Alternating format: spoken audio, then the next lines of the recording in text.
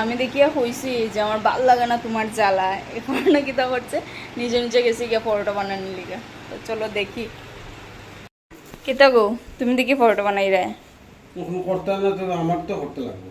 আমি কইছি করতাম না, আমি কইছি আমি করিয়া দিমু, আমার ভাল লাগে না তোমার জ্বালা। কতটুক বানাইছো, এখন মাংস বানাইছো, এখন তো আমার তো করতে লাগবে। ও ও তো দায়িত্বশীল দেখি তুমি, হ্যাঁ ও তো সুন্দর করে করিও। ও করি একটু দেখো না, অত তেল দিয়া ভগবান।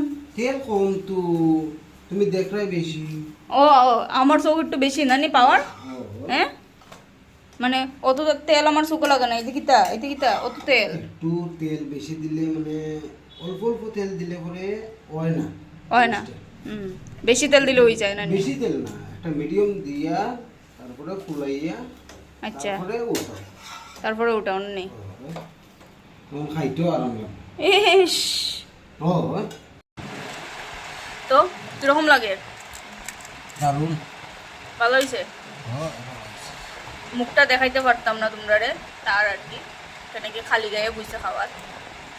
যদি দেখাই তাহলে প্রবলেম আছে, রাগ করিয়ে উঠিয়ে যাইব গিয়া যে আমার খালি গায়ে কেন দেখাই দিছো, এই কারণে দেখাইলাম না। ব্যাকগ্রাউন্ড থেকে আওয়াজ শোনো। ও দারুণ দারুণ।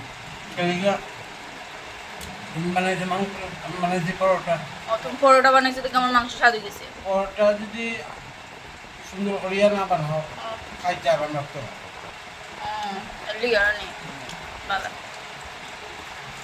আমি এখন খাইমো কীরকম দেখো, এখানে লই লইমো আলু, এখানে লই লইমো একটু শসা, এক টুকরা মাংস, তারপরে এখানে দিব একটু লেবু চিপিয়া করমো কোল্ড, তারপরে এটা যাইব আমার মুখ।